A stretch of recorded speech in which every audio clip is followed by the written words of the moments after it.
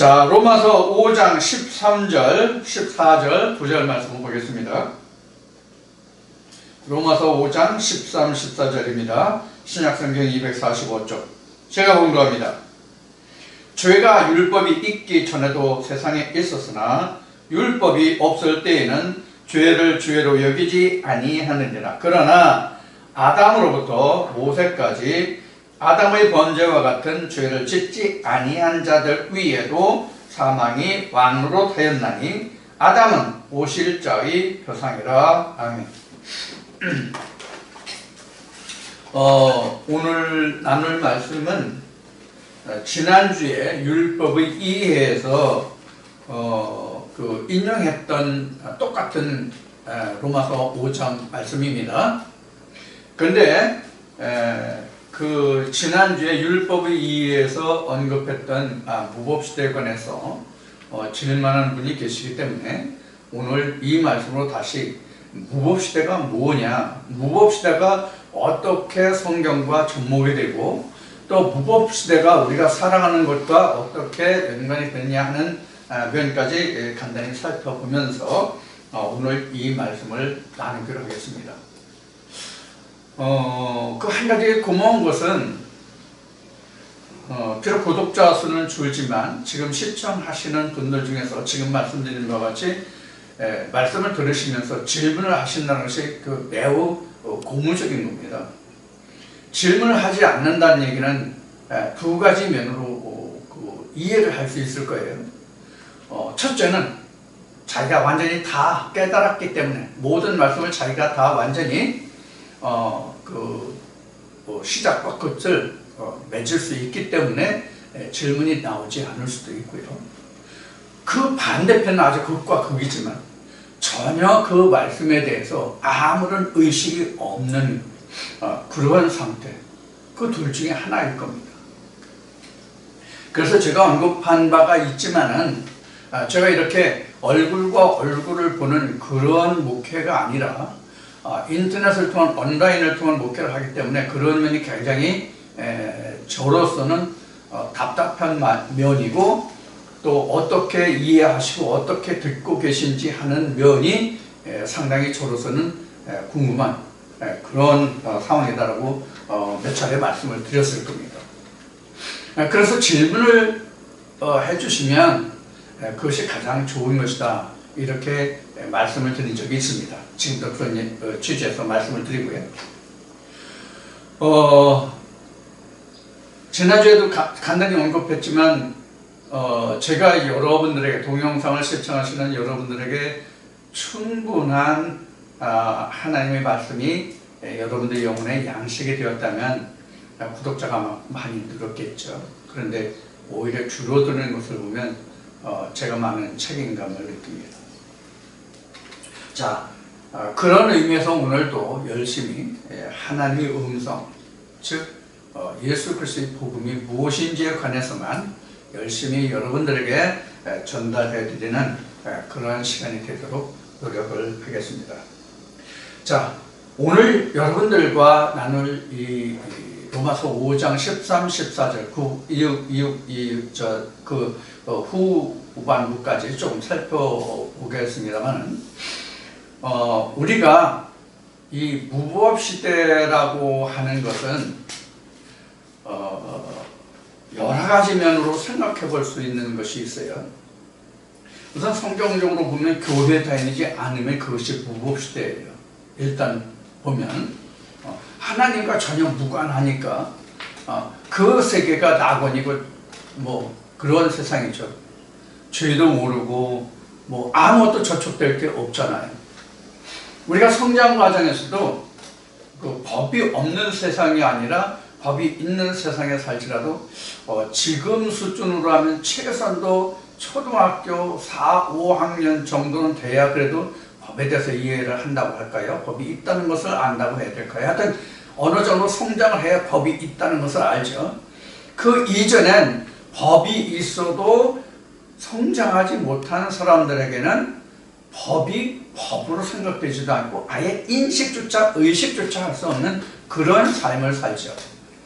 우리 인류 역사를 보더라도 지금 성장 과정을 통해서 있었던 그러한 시대가 있었을 겁니다. 그래서 우리가 학교 다닐 때 역사적으로 배우는 것으로서 가장 먼저 우리에게 법이 있는 것은 우리가 쐐기 문자가 있었다는 것을 우리가 학교 다닐 때 배우죠.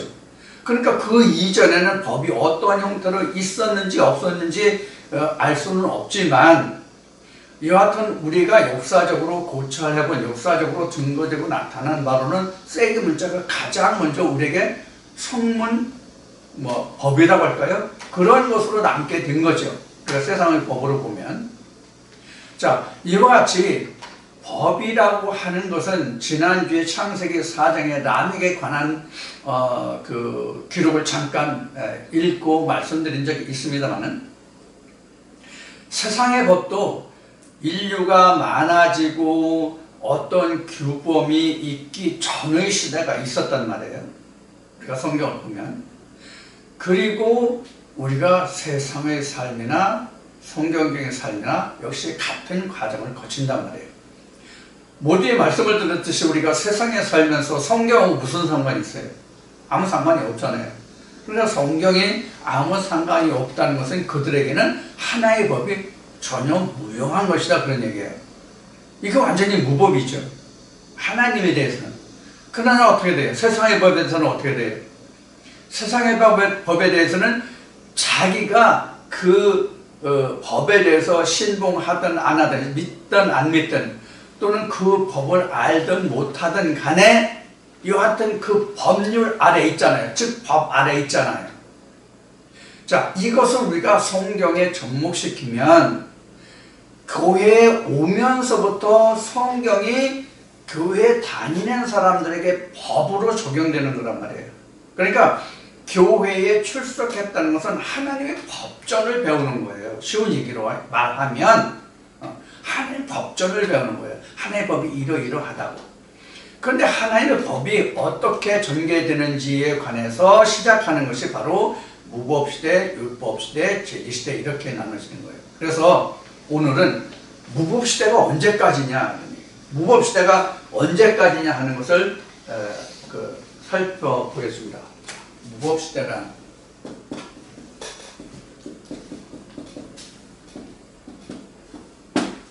그러니까 이 이야기는 언제까지 무법시대냐 하는 거예요. 이러한 면을 우리가 좀 살펴볼 거라 하는 얘기입니다.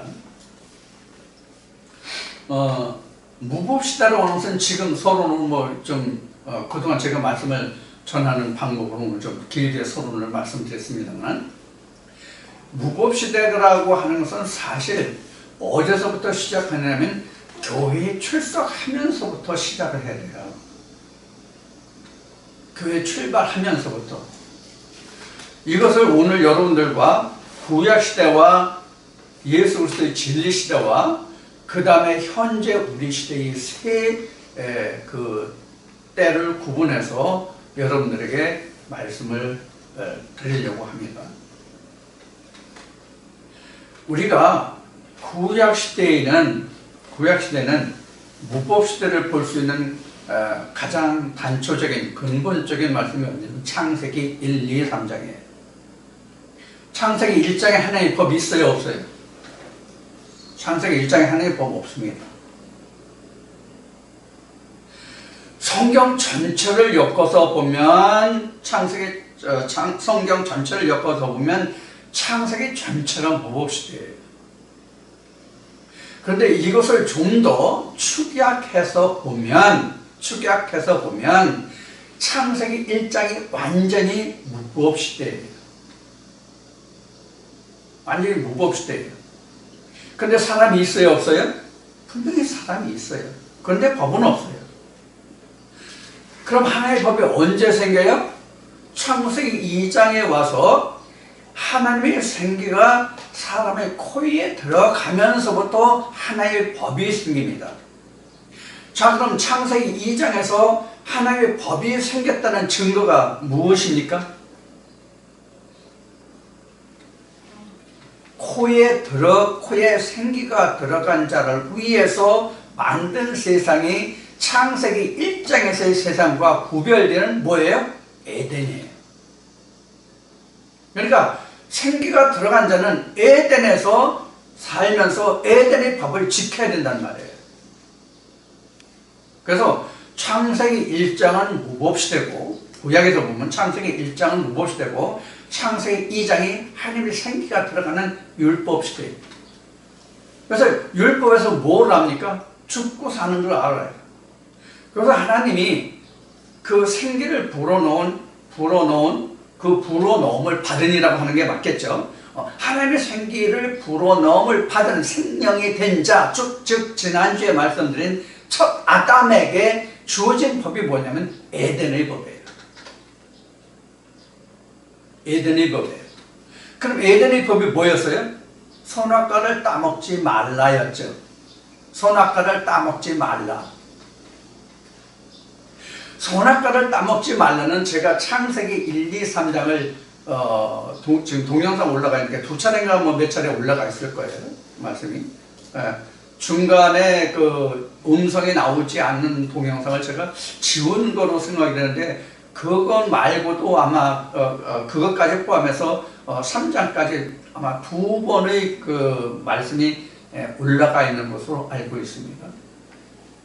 그래서 선악과를 따먹으면 죽는다고 되어 있잖아요.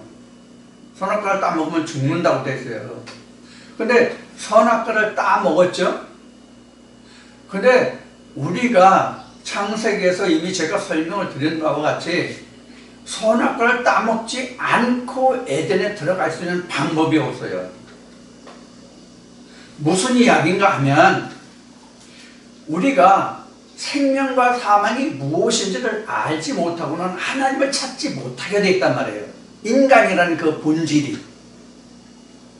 그래서 창세기 3장, 4장 이렇게 넘어가다 보면 하나님이 인간을 볼 때에 어떻게 평하셨습니까? 인간이 본래 악함을 하나님이 보았다고 말씀하신단 말이에요. 그래서 인간이 악하고 자기가 벗었다는 걸 알아야 내가 생명나무로 갈 수 있는 길을 찾게 되는 거예요. 그게 창세기 3장에서 선악과를 따먹었다는 거예요. 그러니까 내가 죽었다는 것을 알지 못하면 내가 살고자 하는 욕구가 안 생긴다는 얘기예요. 그걸 알게 하는 게 선악나무예요. 그래서 성경은 선악을 세상의 사전적인 설명으로 나오는 선악의 개념이 아니라, 선은 생명이고 악은 사망인 거예요. 그래서 생명과 사망을 알게 하는 나무를 두었는데, 우리 인간이 무엇을 먹느냐? 생명나무를 취하지 않고 악의 열매를 취했다는 얘기예요. 이 말씀이 근본적으로 증거되는 말씀이 어디 있냐면 호세아 10장에 나옵니다. 이사야서에도 나오고요. 어떻게 나오냐면 너희가 악을 밭갈아서 죄의 열매를 먹었다는 말씀입니다. 이게 바로 선악이에요. 이게 인간의 선악나무 열매를 먹었다는 거예요. 자, 그런 과정을 거쳐서 하나님이 아담에게 보여주신 결과가 뭐예요? 벗은 것을 알겠죠. 벗은 것을 알게 됐어요. 벗은 것을 알았다는 얘기는 우리가 육신적으로 벗었다는 것을 비유로 들어서 수치심, 자기 죄책감을 드러낸 거예요.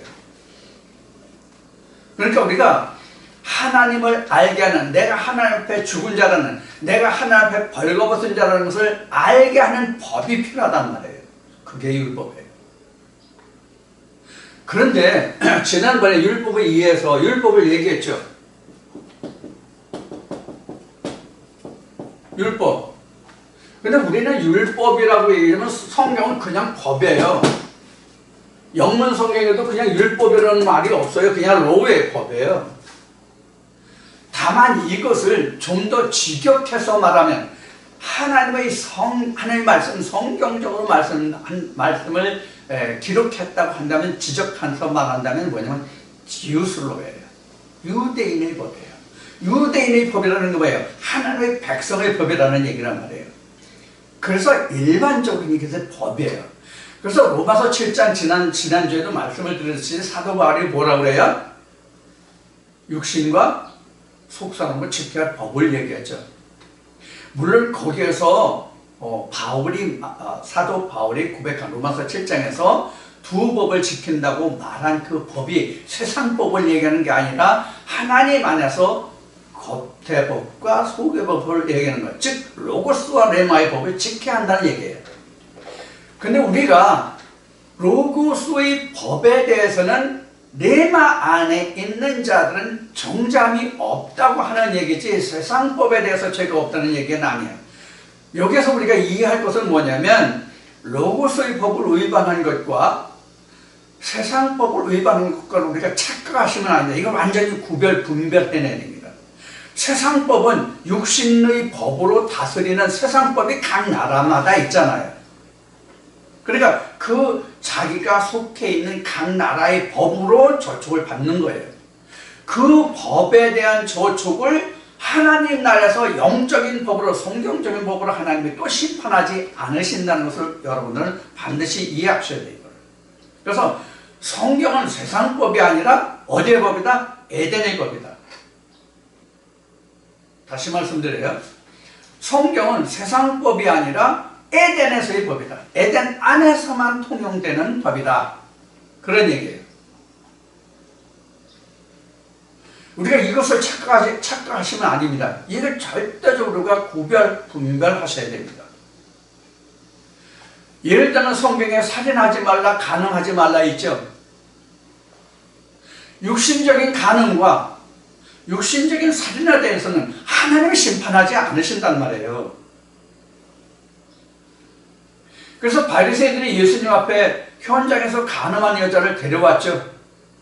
그래서 송살했죠. 예수님이 한 행동이 뭡니까? 땅에 기록됐잖아요. 성경에 답이 없습니다.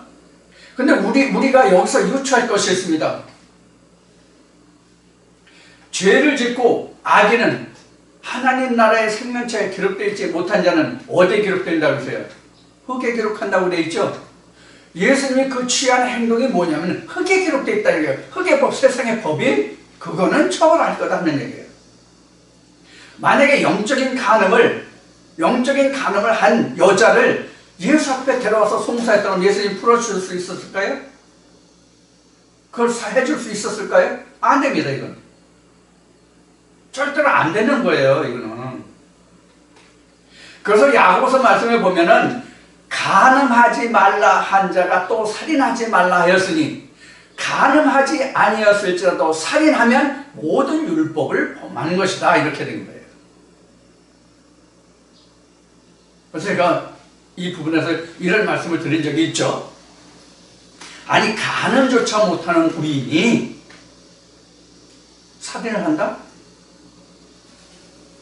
물론 우발적으로 순간적으로 어떤 분이나 어떤 그 자기 악을 이기지 못해가지고 그럴 수는 있죠. 그러나 통상적으로 우리가 통상적인 우리 인간의 상식선에서 우리가 생각을 해보자고요.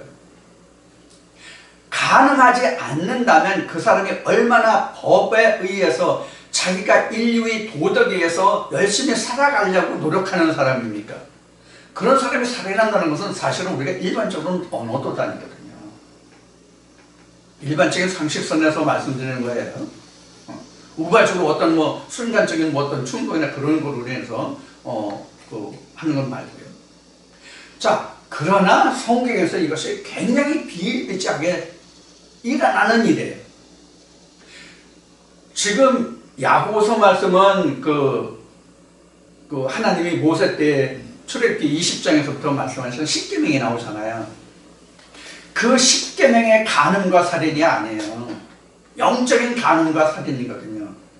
자, 그럼 야고보서에 간음하지 말라는 게 또 살인하지 말라 했는데 간음하면 간음은 하지 않아도 살인하면 죽이는 것이다 하는 모든 그 율법을 범한 것이다. 이 뜻이 그럼 무엇이냐? 살인이 지금 어디서 일어납니까? 성경은 살인이 어디서 일어난다고 되어 있습니까? 성경에서 말하는 살인은 무엇을 말합니까? 예수 그리스도를 죽이는 게 살인이에요. 성경에서 말하는 살인은. 그래서 복음서에 어떻게 기록하고 있습니까? 예루살렘 성 밖에서는 절대로 그리스도가 죽는 법이 없다. 이거 잘 여러분들이 생각하셔야 돼요. 제가 이미 말씀에 증거해 놓은 것이 있습니다만, 예수 그리스도 어디에서 죽습니까? 세상에서 죽습니까? 예루살렘에서 죽습니까? 예루살렘에서 죽어요. 여러분, 예루살렘이 뭐예요? 현재 이스라엘, 과거에 중동 땅에 있는 이스라엘 그 수도 예루살렘을 말하나요? 아니에요. 여러분들 요엘서나 이런 말씀을 보세요. 이스라엘이 뭔가? 예루살렘이 뭔가?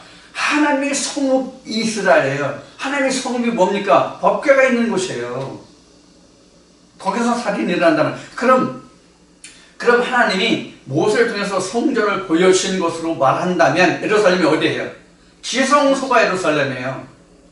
그럼 오늘날 지성소가 어디로 지금 지칭이 되어 있습니까? 예수가 십자가에서 돌아가신 이후에 지성소가 어디로 되어 있어요? 말씀이 선포되는 장소가 예루살렘이에요. 지성소예요. 거기서 살인이 일어나잖아요. 간음은 하지 않아요. 그럼 간음하지 않는다는 뜻이 뭐냐면 세상 것을 끌어대지 아니하고 항상 하나님 예수 성령 한다는 얘기예요. 그 사람들이 세상 것을 끌어다 대면서도 하나님과 예수와 성령을 말하지, 이것은 세상 것입니다, 이것은 성경이 아닙니다라고 말합니까?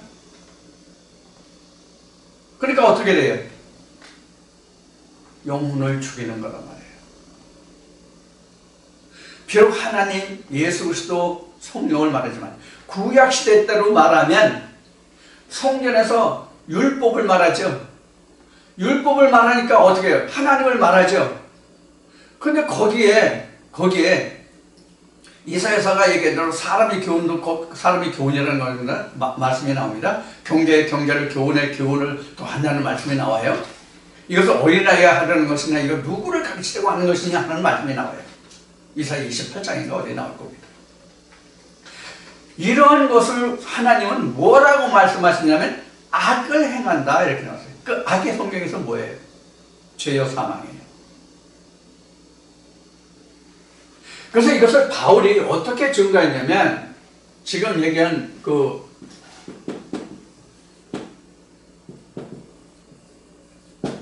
바울이 어떻게 증거했냐면 이 율법을 이렇게 증거해요. 바리새인의 법과 이렇게 구분하고 있단 말이에요. 바울은 이렇게 구분하고 있단 말이에요. 율법이 이렇게 나뉘어져요. 율법이 이렇게 구분이 된다고요. 바리새인들이 말하는 법도 뭐예요? 율법이죠. 그래서 예수님이 이렇게 말씀하신다고요. 바리새인들을 향해서 자기는 손가락 까딱하지 않으면서 백성들에게 짐을 지어준다. 무거운 짐을 지어준다. 그리고 시장에서 문안 받기를 좋아하며 상세가 앉기를 좋아하며 뭐 이런 말씀이 나오죠. 예수님이 지적하신. 그래서 자기네들도 감당하지 못하고 자기도 지키지 못하는 법을 이스라엘 백성들에게 지켜라 행하라고 말한단 말이에요.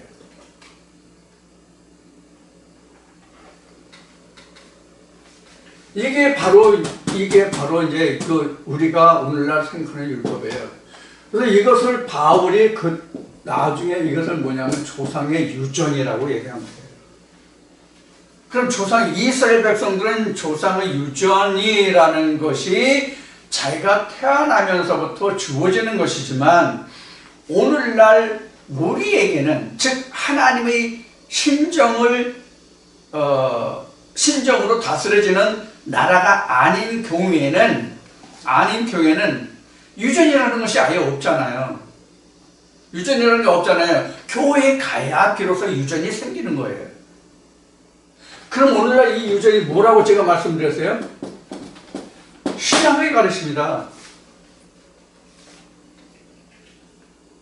제가 요새 강좌 드린 바 같이 요한계시록을 금년 말쯤이나 내년 초에 하겠다고 말씀드렸죠. 그때 이제 다시 또 이 말씀이 나올 거예요. 이런 부분까지 다 나올 거예요. 요한계시록을 이제 시작하면 상당히 많은 시간이 좀 소요될 거라고 생각을 하고 있는데, 저도 그 전에 좀 많이 준비를 좀 해야 될 거고요. 자, 그래서 이 바리새인의 법은 곧 신학이에요. 오늘날의 유전이라면 이게. 그럼 여기에 생명이 있어요? 이것을 전하는 사람들은 성경으로 얘기하면 다 악을 행한다 그랬어요. 악을 행한다 그랬어요. 이 악의 절정점이 어디냐면 말라기 3장의 11조와 헌물이에요. 1장에서부터 레위 족속이 어떻게 이스라엘 백성들을 행하는지를 낱낱이 말라기를 통해서 이스라엘 백성 말라기가 하나님께 모든 것을 하나님께 송사하는 내용이에요. 결국. 그래서 하나님이 뭐라고 말씀하시는 거예요? 야, 제사장 입에는 내 율법이 있어서 그들이 내 율법을 구해야 되겠는데 저들이 내 율법을 버렸다 돼 있잖아요. 2장에. 그러니까 나도 너를 내 제사장 자리에서 내가 너를 버렸다. 그래서 내 율법으로 다시 돌아오라가 말라기 3장에 가서 너희가 돌아오려거든 내게로 돌아오라. 그런데 이스라엘 백성들은 우리가 어떻게 돌아갑니까? 다시 돌아갑니까? 지금 하나님 앞에 있지 않습니까? 이렇게 항변하잖아요.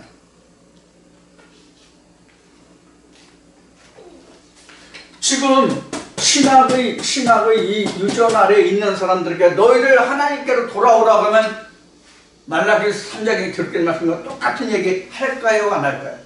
지금 이 말씀을 들으시는 분들 중에도 또 이 말씀을 들으셨던 분들 중에도 오늘 아침에도 잠깐 제가 그동안 올라왔던 그 댓글들을 보았습니다만은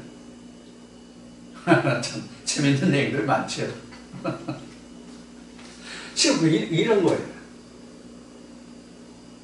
이 사람들은 하나님 알아요? 몰라요? 2000년 전 유대 땅의 바리새인들이 내가 하나님을 알아도 내가 너보다 잘한다. 누굴 향해서? 예수를 향해서. 야, 네가 네 제자들 미리삭도 따먹고 너는 포도주를 즐기고 뭣도 그러는데 네가 하나님 아들이야? 웃기고 있네. 네가 하나님 아들이면 나는 하나님 아버지다. 이런 식이었잖아요. 2000년 전 유대 땅에서. 오늘날 다릅니까? 오늘날 다릅니까? 여러분들 생각은 어떻습니까? 자, 그래서 율법이라는 것이 이런 의미를 가지고 있는데, 자, 앞에 서두에 말씀을 드렸을 때 이거 이제 그거 하려면 한이 없어요. 이거 지금 성경 전체가 다 법이니까 이게 한이 없잖아요. 그래서 앞에 말씀드린 대로 구약 시대의 무법 시대, 그다음에 신약 시대, 그리고 현재 우리에게서 이 세 구분을 하려고 합니다. 자, 구약 시대는 이미 말씀드렸죠. 구약 시대는 무법 시대가 창세기 1장이에요. 그 다음에 율법이 창세기 2장이에요. 3번에 진리가 창세기 3장인데 어떻게 됐어요? 실패예요.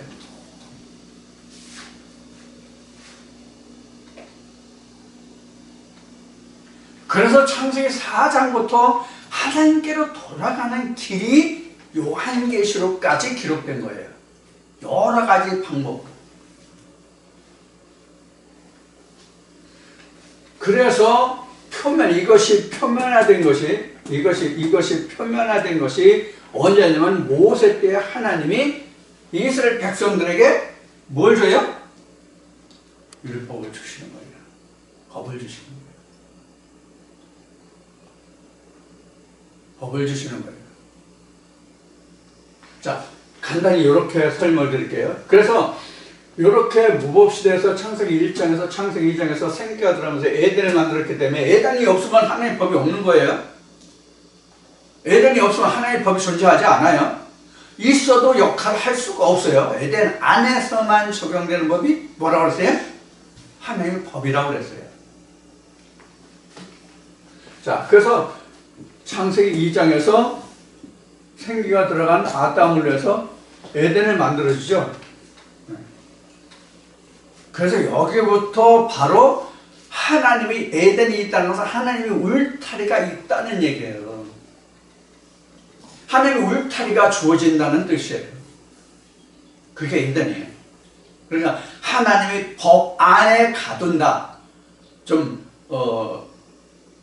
뭐 강한 어감이라고 그럴까? 아니면 나쁜 그 표현이라고 그럴까? 할지 모르겠지만 하나님의 울타리 안에 가둔다 이 뜻의 법을 주신다는 얘기예요. 왜냐하면 법을 준다는 얘기는 에덴을 만들어준다는 얘기는 그 안에 그 지경 안에서 지켜야 할 행동 규범이 있을 거 아니에요. 예를 들어서 우리가 그 세상에 사는데 학교를 다 나와가지고 졸업해서 자기 전공 분야에 따라서 어느 직장에 들어가면 직장의 룰이 또 주어지잖아요. 직장의 룰이 주어지잖아요. 어느 직장이든지 가면 그 직장에 해당하는 룰이 있잖아요. 예를 들어서 인사고과라든가 뭐 월급 체계라든가 뭐 각종 부서에서 하는 업무 분담이라 이런 각종 룰이 있잖아요. 그 룰을 지켜야 될 거 아니에요. 총무가 기술 분야가 총무에 와서 자기 업무를 할 수는 없잖아요. 전공 분야가 다르니까.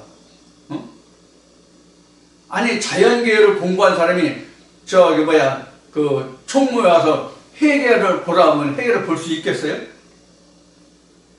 쉬운 예로 부기부기 기타 부기도 모르는데 어떻게 회계를 볼 수 있겠냐고요.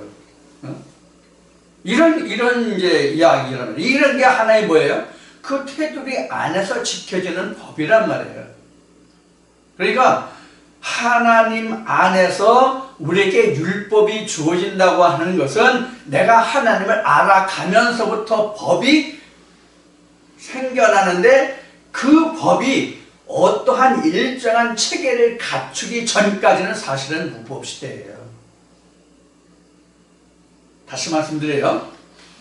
우리가 자라가면서 어떤 법을 있어도 자기가 이해하지 못하고 깨닫지 못하면 그 법에 대해서 내가 무지한 사람이 되잖아요. 그러다가 내가 장성을 했든지 아니면 그거에 업무에 관계가 있든지 아니면 다른 어떤 이유가 있어서 그러한 법을 깨닫고 나야만 이런 법이 있어서 내가 어떻게 하면 이 법에 저촉되고 아니면 이 법이 나에게 유익하게 하는구나 하는 것을 깨닫게 되잖아요. 그때에 비로소 그 법이 나에게 존재하는 것이 된단 말이에요. 성경도 마찬가지다. 자, 이것이 이제 구약시대예요. 자, 그 다음에 신약시대 봅시다. 신약시대 보면 무법시대가 언제 무법시대라고 할 수가 있어요? 이거 전에 마태복음 11장 11절에서 13절까지를 말씀드릴 때 말씀드렸는데 여러분들 이걸 아마 캐치를 못 하신 것 같아요.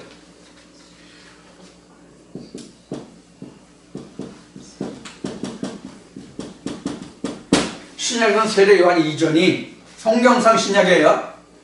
성경에 기록된 구약과 신약을 지금 말씀드리는 거예요. 현재에서의 구약과 신약은 나중에 현재의 그 무법시대나 그 율법시대나 진리시대를 통해서 말씀드릴 거예요. 자, 세례 요한 이전이 무법시대예요. 그럼 여기서 우리가 생각해 볼 것이 있어요. 세례 요한 이전에는 그럼 이스라엘 백성들에게 하나의 법이 있었어요, 없었어요? 있었어요. 무슨 법이 있었어요? 바리새인 법이 있었어요. 그럼 세례 요한이 외친 말과 바리새인이 외친 말이 같았어요? 틀렸어요?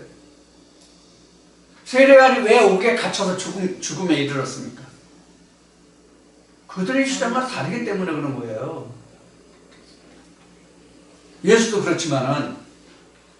그래서 세례 요한의 이전에 있다면 이것은 뭐냐면 무법시대예요. 뭐가 없어요? 하나님의 계명이 없다는 얘기예요. 유전의 계명이 없다는 뜻이 아니에요. 이스라엘 백성들이 구약에서 신약에 넘어올 때 세례 요한이 먼저 광야에 외치는 자의 소리가 됐잖아요. 그러면 말라기 4장에서 연유한 거예요. 내가 크고 두려운 날이 이르기 전에 내 종 선지자를 너에게 보내줄 것이다, 엘리야를. 그래서 예수님이 세례 요한이 엘리야 역할로 왔다고 제자들에게 말씀해 주심으로 인해서 제자들이 그가 이런 역할로 왔구나 하는 것을 알게 됐잖아요. 그래서 세례 요한이 외친 게 뭐예요? 광야에서 외친 게 뭐예요? 내 뒤에 오시는 이 길을 평탄케 하려 함이에요. 내가 메시아가 아니라 내 뒤에 오시는. 그럼 여기서 그동안 제가 세례 요한이 뭐다 하는 것을 말씀드리는 동영상이 여러 편 있을 텐데 기억을 못하시면 지금 다시 말씀드릴게요. 오늘날 세례 요한은 뭐냐면 신약의 유전으로 가르치지 않고 진짜 하나님의 계명을 증거하는 자가 오늘날의 세례 요한이에요. 무슨 뜻인지 이해하셨어요? 그런데 한 가지 중요한 것은 뒤에 가서 다시 언급되겠지만은 지금 중요한 것은 세례 요한은 누구 역할까지 하느냐? 예수 역할까지 하는 자가 지금은 세례 요한이라는 거예요. 이때 당시는 즉 2000년 전 신약시대 때는 세례 요한이 오고 그 다음에 예수가 왔잖아요. 예수가 왔잖아요. 그렇죠? 예수가 온 다음에 뭐가 왔어요? 이렇게 됐죠. 이게 사도 바울이 말하는 요 때가 바로 로마서 7장 말미와 그 다음에 로마서 8장 2절에 생명의 성령의 법이라는 거예요. 이게 이렇게 되는 거예요. 그러니까 오늘날 지금 우리가 시대적인 개념으로 보면 BC를 지나서 지금 예수 이후에 지금 AD의 시대를 우리가 살고 있잖아요. 그럼 우리가 시대적인 개념으로 본다면 지금 구약과 신약이 전혀 관계없어요. 구약과 신약이 전혀 관계없어요. 왜 그래요? 이미 우리 성령의 시대를 살고 있잖아요. 그럼 전혀 지금 이 구약시대, 신약시대에 우리가 무슨 관계가 있어요? 그래서 일부 신학자들이 주장하는 것이 바로 뭐냐면 이제 성경은 다 지나간 것이 됐고 역사적인 기록이 됐고 역사로 남았고 이제 우리에게 남은 것은 요한계시록뿐이 없다. 이렇게 주장하는 신학자들이 그래서 나오는 거예요. 전에 성경이 단회적인가라는 제목으로 주제로 말씀을 증거한 것이 있을 거예요. 성경은 단회적이지만 영원한 거예요. 단회적이지만 영원한 거다. 이게 무슨 뜻이냐? 성경은 이미 다 완성된 거예요. 성경이 이미 다 완성됐어요. 성경이 완성되지 않은 게 없어요. 예수님이 구약 시대를 단절하고 신약에 와서 신약의 역사를 행하고 이루어 갔잖아요. 그래서 예수의 행적에 대해서 성경은 어떻게 증거하고 있습니까? 하나님의 말씀을 이루려 함이라 성취했다. 이렇게 기록이 되죠. 그렇게 성경은 증거하고 있죠. 복음서에 보면. 그러니까 예수님의 행적은 세례 요한을 포함해서 예수의 행적은 구약의 모든 답으로 이루어진 거예요. 구약의 답으로 이루어진 게 신약이에요. 그러니까 성경으로 보면 이미 BC를 지나서 AD를 지금 살고 있는데 AD도 지금 2019년이잖아. 지금 현재 우리가 사는 이 시대가 이 시점은요. 그러니까 지금은 예수의 부활 이후로 봐도 지금 2000년이라는 세월이 훨씬 넘었단 말이에요. 좀 넘었단 말이에요. 그러면 지금 이 시대는 지금 말씀드린 바와 같이 분명히 인류 모두는 신약 시대를 살아요. 신약 시대를 살아요. 신약 시대를 산다는 증거가 바로 뭐예요? 우리가 서기를 쓴다는 얘기예요. 물론 서기를 쓰지 않는 나라도 많이 있어요. 예를 들어서 북한 같으면은 김일성 뭐로 쓰고, 일본 같은 경우에도 왕이 바뀔 때마다 연호를 다시 쓰고, 제가 아는 범위로는 그래요. 자, 이런 나라들도 있어요. 그러나 일반적으로 우리가 국제적으로 통용하는 시대는 서기 몇 년, 몇 월, 며칠, 몇 시 이러한 식으로 모든 것이 다 증거로 기록되고 남잖아요. 그러면 자기 나라 나름대로의 연호를 사용한다 할지라도 전체적인 국제적인 틀 안에서 보면 서기로 다 묶여 있단 말이에요. 서기라는 게 뭐 AD가 주후라는 뜻이잖아요. 예수 그리스도 후부터라는 뜻이잖아요. 정확하게. 주후가 아니라 사실 엄격히 따지면 주후라는 말이 맞지 않아요. 예수 후 시대가 없잖아요. 그래서 지금 주후가 아니라 주님으로부터 이렇게 얘기하는 게 맞죠. 주님의 세상 이렇게 해야 맞아요. 그러면 전에도 간단히 언급된 바가 있지만 지금 이 세상을 사는 모든 사람들은 예수가 부활한 후에 우리가 살고 있으니까 다 그럼 신약 시대를 살아요? 아니잖아요. 제가 이미 지금 말씀드린 대로 이미 증거된 말씀이 있잖아요. 시대적으로는 구약을 지나서 신약에 살고 있지만 그것도 예수의 부활 후에 성령 시대를 살고 있지만 성경적으로 보면 지금 이 세 때 중에서 아직도 무법 시대에 이렇게 살고 있는 자들이 있다는 것을 말씀을 드렸어요. 그와 같은 맥락이에요. 똑같은 얘기예요. 다만 별도로 설명을 드리는 것은 여러분들이 그런 말씀들을 통해서 충분히 이것을 인지하지 못하셨기 때문에 다시 지금 말씀드리는 것뿐이에요. 자, 그래서 신약시대, 즉 예수가 왔던 그때 행적으로 보면 세례요한 시대, 그 다음에 예수 시대, 성령 시대. 그래서 세례요한이 내 뒤에 오시는 이 길을 평탄케 하라고 그러죠. 그래서 세례요한이 있고 그 다음에 이랬어요. 그래서 앞에 말씀드렸듯이 마태복음 11장에는 천국이 언제부터 침노한다고 되어 있어요? 세례요한의 때부터다 이렇게 되어 있어요. 이것을 신천지에서는 세례요한부터 천국이 망가진다, 천국을 망가뜨린다 이렇게 신천지에서는 증거하고 있지만 그것이 아니라 신천지에서 주장하는 것은 틀리고 예수 그리스도 요한의 때부터 천국이 침노를 당한다는 얘기는 천국이 침노하는 자가 그 나라를 차지할 것이라고 되어 있잖아요. 말씀을 이어서 보면 그래서 하나님 나라가 세워져 가는 거예요. 이것은 제가 그동안 그 작들이 그림표에서 많이 설명을 드렸을 거예요. 이 말씀을 여러분들이 상고하고 이 말씀을 다시 한번 기억해 주시길 바랍니다. 자, 그 다음에 이제 구약과 신약의 시대를 봤죠. 그러면 이제 현 시대, 우리가 현 시대에서 이 세트를 한번 보겠습니다. 현 시대. 자, 3번. 현재. 우리가 가장 중요한 것은 지금 우리가 어느 때를 살아요? 성경적으로 기록된 것으로 봐서 구약때에 사는 것도 아니고 신약때에 사는 것도 아니고 지금 현재는 성령 시대가 앞에 말씀드렸죠. 또 이것을 제가 말씀드리지 않아도 우리가 지금 성령 시대에 있다는 것은 교회 다니는 사람은 물론 교회 다니지 않는 사람도 관심이 있거나 이 종교에 대해서 좀 지식이 있는 사람들은 다 아는 사실이에요. 자, 그러면 우리는 지금 현재에서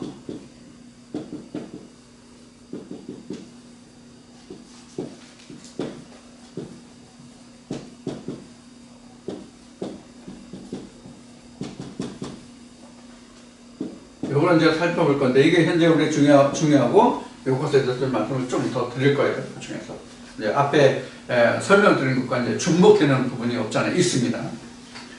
자, 이렇게 이제 나누는데 무법 시대라는 것은 뭐냐면 유전 그냥 유전이라고 하고 설명을 그냥 드릴게요.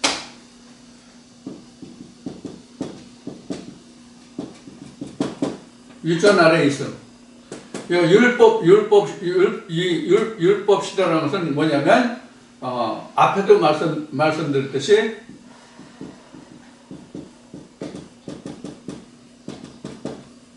세례요한의 시대. 근데 세례요한을 여러분들이 잘 구분하셔야 돼요. 그걸 좀 설명드릴게요. 제시대는 예수인데 성령 시대예요.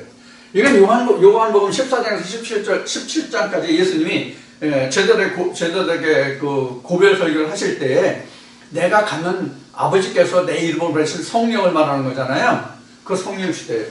결국 이게 예수 시대죠. 오늘날은 보이지 않는 예수 시대. 그래서 그 무법 시대를 보면 유전 아래에 있다고 했는데, 이것을 사도 바울로 그 예를 들어서 설명을 드릴게요. 그러면 여러분 좀 쉽게 이해하실 수 있을 것 같아요. 현재 우리를 사는 것은 바울 때와 똑같아요. 사도 바울 때. 왜 우리하고 사도 바울은 똑같을까요? 여러분 혹시 그 생각 해보셨나요? 제가 사도 바울의 때와 우리가 똑같다는 이야기를 여러 번 했어요. 동영상 중에 여러 번 이 말씀이 들어있을 겁니다. 그러면 사도 바울 때와 우리와 왜 똑같다고 제가 말씀을 드리는 거예요? 여러분 혹시 생각해 보셨나요? 지금 돌이켜 생각해보니까 이것을 설명을 자세히 안 해드렸나? 왜 그런가 하면은, 사도 바울로 설명은 유전 아래에 있다는 것은 언제냐면 다메섹 이전이에요.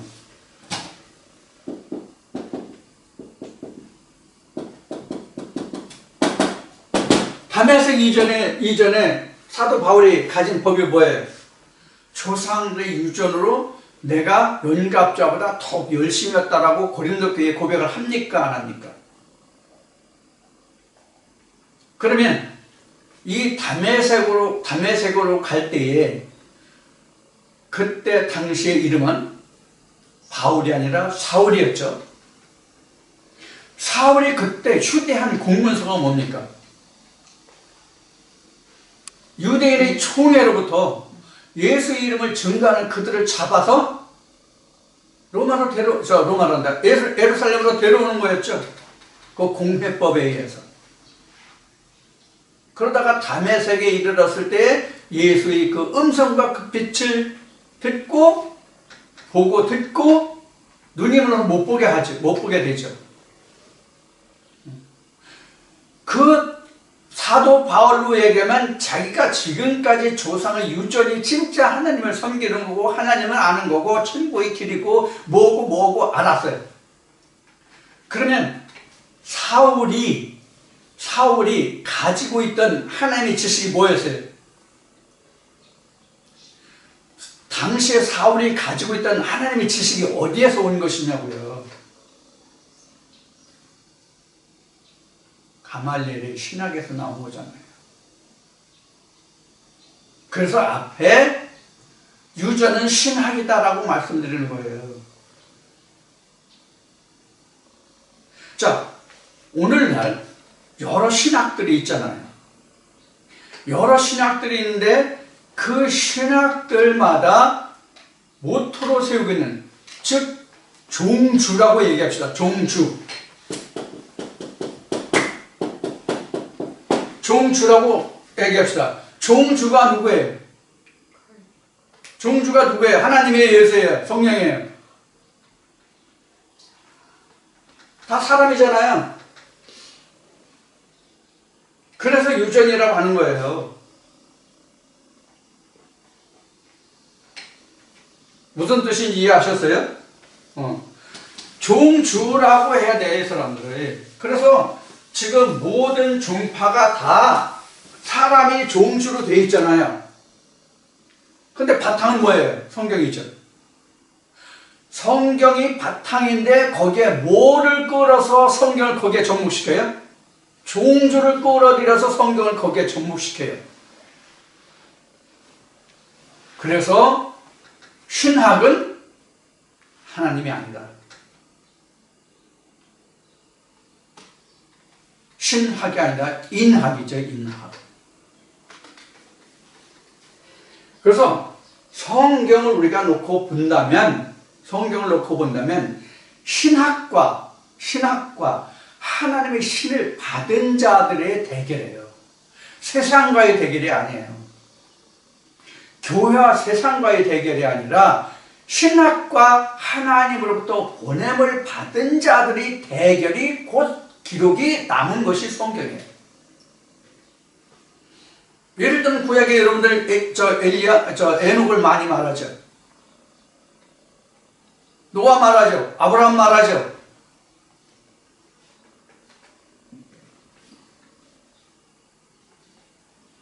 근데 누가 다퉜어요? 예수님 오셔가지고 다툰 자들이 누구예요? 방금 전에 그 사울을 말할 때 가말리엘의 문화생들을 얘기했죠. 니고데모도 가말리엘의 문화생이에요. 저 가말리엘 신학을 한 사람이다. 자, 가장 대표적인 것은 그 열왕기상에 나오는 엘리야와 바알의 선지자 450인의 대결이에요. 사람이 이세벨의 길리온. 그래서 여러분들 이걸 잘 기억하시다는 얘기예요. 그래서 성경이 교회에서 세상에 대하여 말하는 것이 아니라 하나님이 교회에 대하여 말씀하시는 거예요. 성경은 하나님이 교회에 대해서 하는 말씀이에요.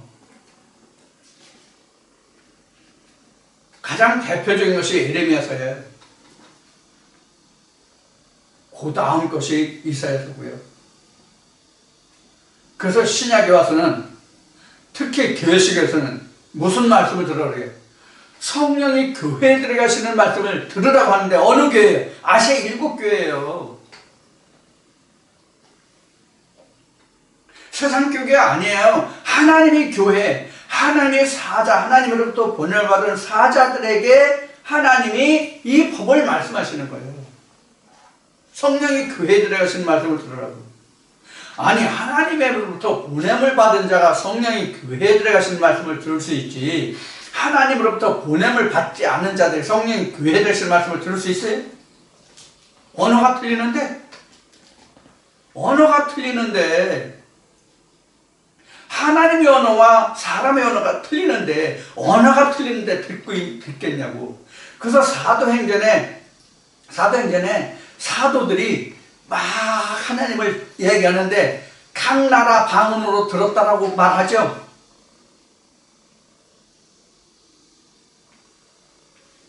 각 나라 방언으로 들었더라.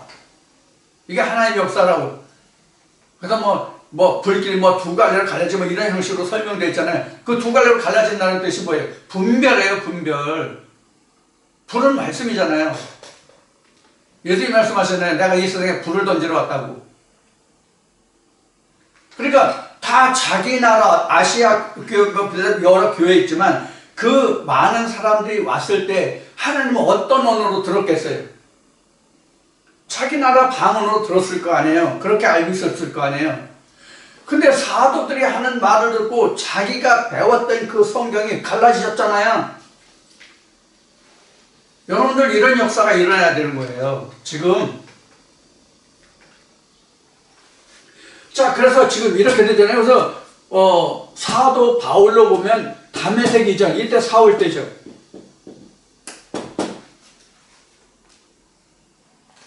이때 사울 때잖아요. 다메섹 이전은 사울 때. 의기양양해가지고 예수 이름을 부르고 증거하는 자들을 잡아 가두고 죽이려고 갔던 거잖아요.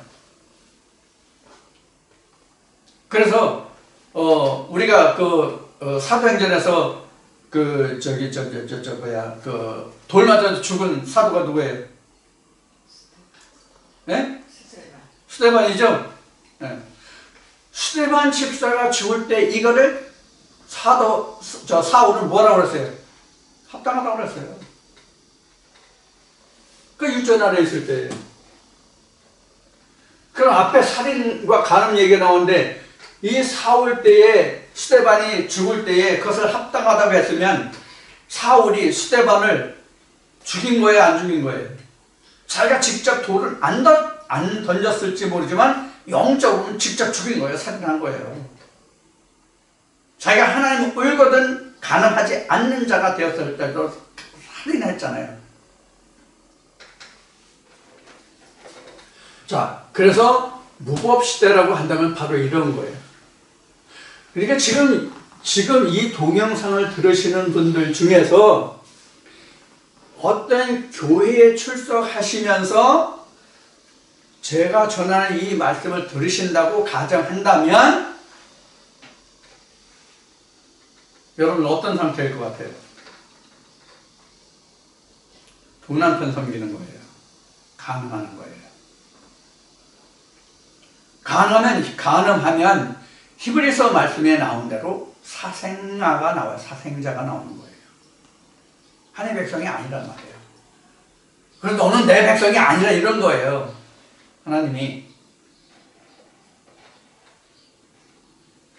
그런데 세상에는 간음을 해도 어떤 사람이 간음했다면 어떤 사람의 씨를 받든지 간에 그 사람의 씨가 나오잖아요. 물론 유전인자가 어떻게 만들어져서 유전인자가 어떻게 되는지는 잘 모르겠지만 여하튼 한 씨를 받아서 나오지 두 씨를 받지는 않잖아요. 우리가 인간적인 생리적으로는. 근데 영적으로는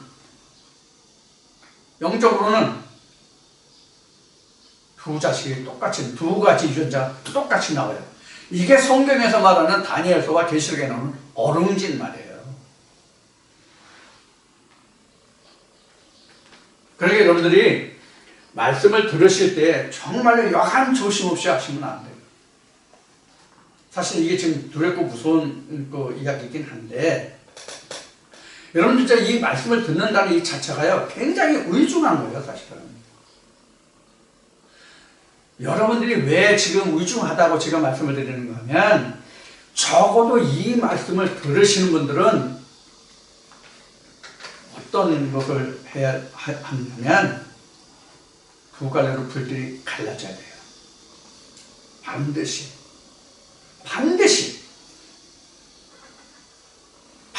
갈라져야 돼요. 그렇지 않으면 가능한 거예요. 그럼 사생자가 나오고 죽는 거예요. 자기는 좋은 말씀을 들었다, 내가 좋은 것을 취한다 이렇게 생각하실지 모르지만 전혀 하나님 입장에서는 그렇지 않다. 자, 그 다음에 율법 시대라고 하는 것은 뭐냐면은 이 담에서의 즉 유전을 떠나며요.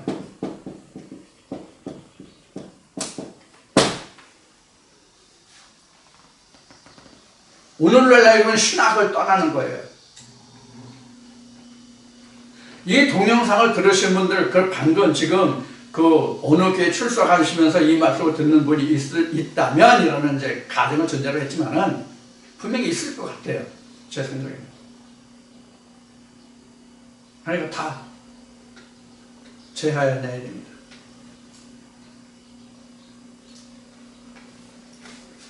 그래서 유전을 떠나야 뭐가 와요? 하나님의 계명이 와요. 그래서 사울이 뭐라고 고백해요? 아나니아의 안수를 받음으로 그가 증거한 것이 뭐예요? 이제 내가 하나님의 계명으로 돌아왔다. 하나님의 계명을 본다고 얘기해요. 그러니까 이것이 유전을 떠나면 뭐예요? 아나니아의 안수예요. 그럼 아나니아의 안수라는 것은 뭐냐? 하나님의 선지자를 만나는 거예요. 하나님의 선지자를 만나야 그동안 내가 신약의 유전으로 가르침을 받았던 그것을 내가 어떻게 해요? 해산할 수 있어요.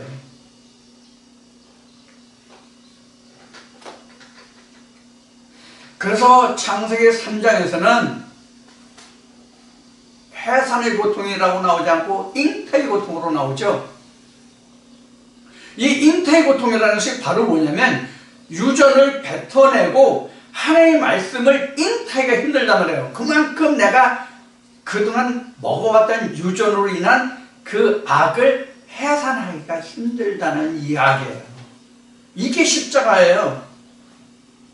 유전으로 배웠던 모든 것을 하나님의 말씀으로 뱉어내는 것, 빼내는 것이 십자가의 고통이에요. 내가 생활이 어려워서 애들이 속썩여서 회사가 잘 안 돼서 이것을 감당하고 이것을 이겨내는 것, 누가 집안에 속썩이는 사람이 있는데 그것을 이겨내는 것, 이게 십자가가 아니란 말이에요. 정확하게 다시 얘기하면 유전이나 세상 학문으로 찌들었던 그런 하나님관이 하나님의 진짜 생명의 말씀으로 바뀌어지는 그 과정이 해산의 고통이고 이것이 십자가예요. 그것을 배설하는 것이 해산하는 것이. 그게 그만큼 어렵단 말이에요. 왜? 이게 사상이거든. 그동안 제가 영이라고 말하는 그 단어가 영어로 스피릿이잖아요. 스피릿이 여러 가지 의미를 써요. 사상이라는 의미도 거기에 들어있단 말이에요. 우리는 성령이라고 영이라고 쓰지만. 자, 그래서 유전을 떠남이 바로 율법시대예요. 그러니까 계명과 결별하는 거예요. 계명과 결별하는 것이 바로 내가 하나님의 계명으로 들어온, 그래야 하나님의 말씀 로고스가 제대로 보여요. 유전을 떠나야. 자, 그런 단계가 뭐냐면 아나니아의 안수였죠. 사도 바울로 보면 이때부터 아나니아의 안수를 받고 나서 이가 바로 바울이고, 하나님이 말씀하시잖아요. 내가 이방인으로 택한 그릇이라고 하나님이 말씀하시잖아요. 내가 그를 쓰려고 내가 택한 그릇이라고. 그래서 진리 시대가 그 다음에 오는데, 이때는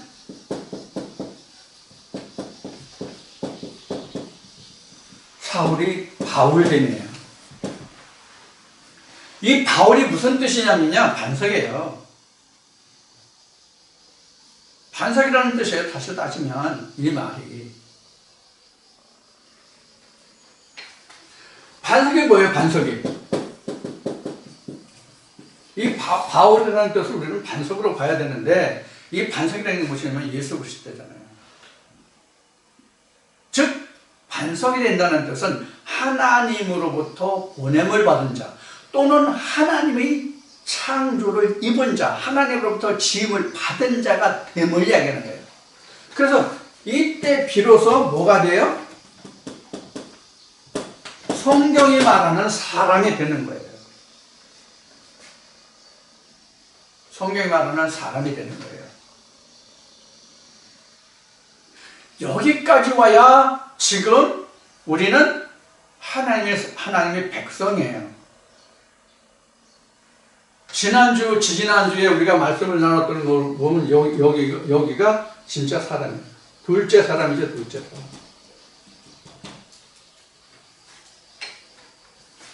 자, 여러분 좀 이 말씀을 좀 훨씬 더 많이 해야 되는데, 여기까지만 하면 여러분들이 대략 시대적으로 어떻게 그 새 시대가 결정이 되는지 여러분들 이해를 하실 것으로 생각을 하고 빨리 정리를 하려고 합니다. 시간이 많이 갔으니까. 그래서 지금 전체적으로 봐도 어떻게 새 시대가 왔죠. 각 구약 신약 현재를 봐도 새 시대가 왔죠.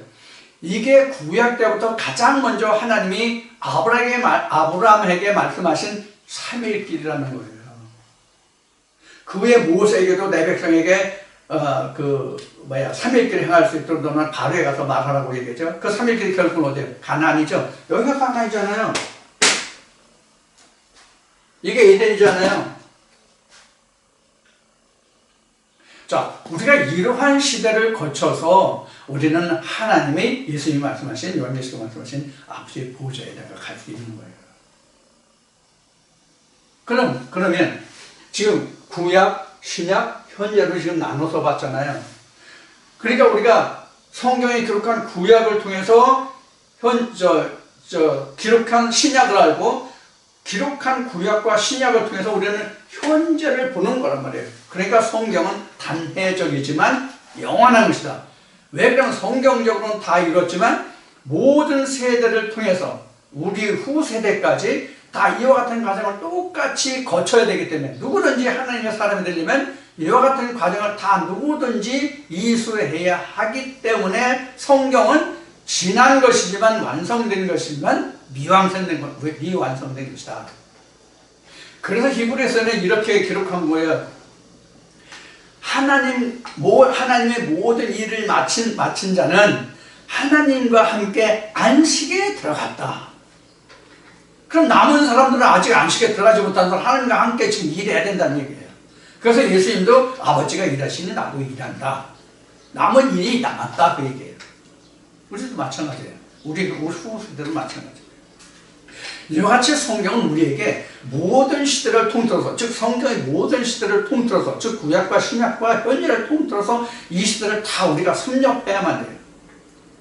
그래서 제가 맨 처음 하나님의 이 음성을 듣고 맨 처음 제가 말한 것이 뭐냐면 이 성경 한 권이 곧 나에 관한 기록이다. 이렇게 맨 처음에 입을 연 거예요. 각 사람 한 사람을 관한 책이에요, 성경이. 자, 이제 그 무법시대에 관해서 오늘 남은 이 말씀도 여러분들이 충분한 이해를 할 수 있는 그런 시간이 되었기를 바라고요. 여기서도 부족한 점 있으면 여러분들이 다시 댓글을 남겨주시고 질문을 주시면 제가 필요한 때에 댓글을 간단하면 댓글로 답든가 아니면 좀 더 설명이 필요한 부분이 있다면 다시 시간을 내서 여러분들에게 말씀을 전하는 그런 시간을 갖도록 하겠습니다. 자, 오늘 이 시간 여러분들 함께 해주셔서 고맙고요. 잠시 쉬었다가 다음 시간에 다시 만나겠습니다.